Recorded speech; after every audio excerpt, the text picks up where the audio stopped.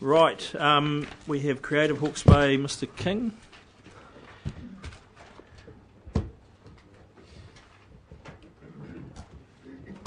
Make the most of that wet weather, Roy, on your way home. It's good stuff. Hosing down. Thank you very much. Okay, cheers. Good morning. Good morning. Very simple process. We have 10 minutes. We've got a little time deal going here, but the floor's yours. So welcome and thank you very much. Thank you. Kia ora tātou, good morning. I'm not going to keep you for the whole 15 minutes at all. My name is Roger King and I chair Creative Hawke's Bay, a charitable trust which supports the creative sector across the region. When in 2011 this council advised it would no longer fund Creative Hawke's Bay, along with Sport Hawke's Bay and others, it was clear that a major change in our activities was required, as the funding meant the loss of our one staff person. That's resulted in a total refocus, and as noted in the submission, the three core activities that have been successfully developed were devolved. The lecture series held in Napier's Century Theatre has been picked up by NTG Hawke's Bay, and I have no doubt will be rebranded and refocused by Douglas and the team. The Hawke's Bay Art Trail brochure is now run by a loose consortium of Creative Hastings and Creative Napier, and the Hawke's Bay Invitational exhibition, held at the Hastings City Art Gallery, was taken over by the gallery, successfully rebranded, and is now known as East.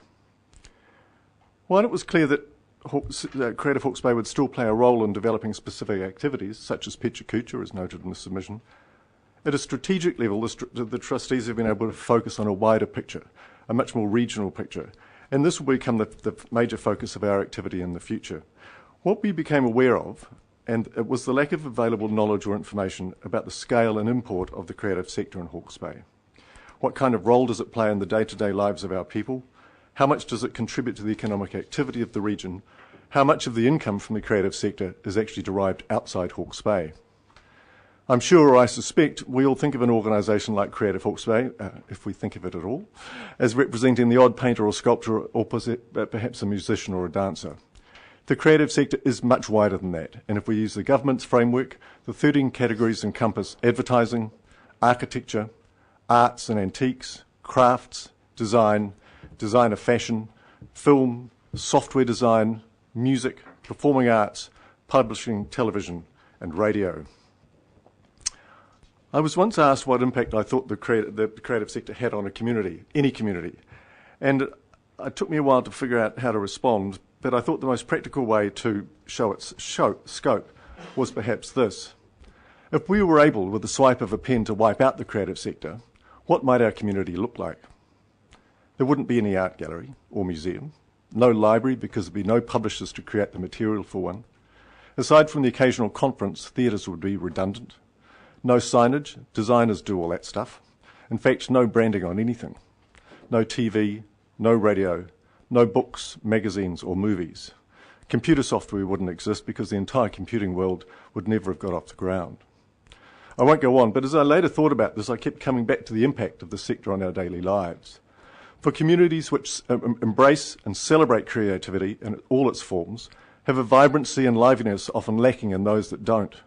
Some even suggest that the arts are a major contributor to the heart and soul of a community. There are many, many people in Hawke's Bay who make their living within this sector, and it's time that we conducted some research to better understand the reach of this sector, its impact on the lives of our people, as well as ascertaining what it will take to get the sector to grow. And that's going to be the focus of Creative Hawke's Bay for the foreseeable next little while. And hopefully at the conclusion of the study we'll be better placed to understand the drivers which could encourage growth within the sector. For as we all know, growth is one of the keys to prosperity.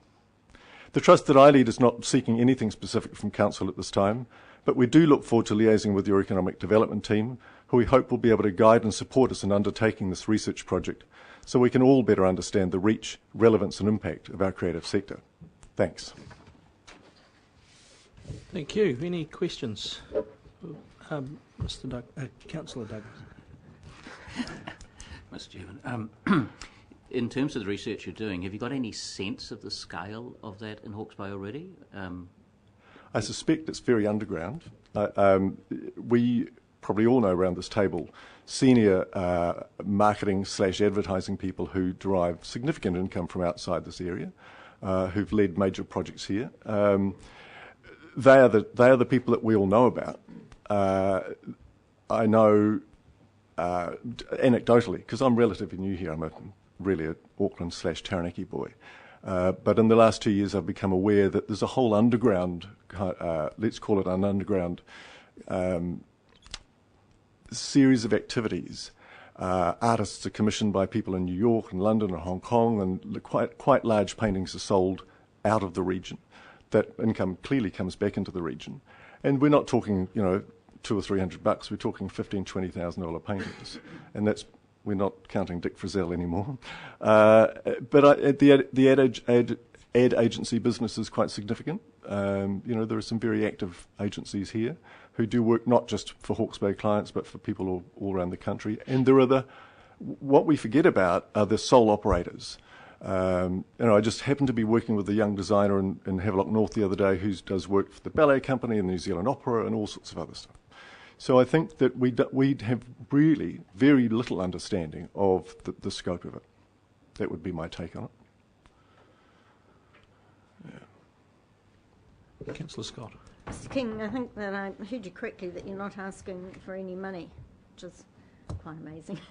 And I think if I remember rightly, your organisation actually asked us not to spend the last of the grant money on them too, while you refocus. So can you be a little bit more specific about the partnership that you are looking for? You've come to talk to us because you want a relationship with us. So how do you fancy? What do you see in terms of being access to the economic development, or what? Where do you see that relationship lying? Right. I think that the genesis of where we sit is that Creative Hastings is clearly is funded and very much part of Hastings District Council, and Creative Napier similarly with the Napier City Council. Creative Hawke's Bay is I call it a tribal organisation rather than a hapu-based one. We tend to look at a bigger picture and a wider brief, and this council has that, although obviously a different agenda than district or city councils. But Creative Hawke's Bay has that kind of wider look at the overall sector. And we, at this stage, don't have a specific plan for how we'd like to work with Creative Hawke's Bay Regional Council. But we would like to think that the economic development team could provide some guidance and advice at this point. This is very early stage stuff. About how that might, we just need to sit down and talk with the party here at some point in the next few months. I mean, remember that the trust is totally voluntary now, so we're not talking having paid staff who can cruise in and out when as their diary allows. And we'd do the same with Hastings and Napier councils as well. And that's I'm not pitching anything radically different because we need to be able to drill down into their support systems as well. But we're really just looking for three councils to be able to provide us with some guidance and support around, just this whole study. We'd like to keep it relatively simple, but I suspect it won't be. Thank you. Any other questions? Thank you, Mr. King. Very much. Very useful. Thank you very much.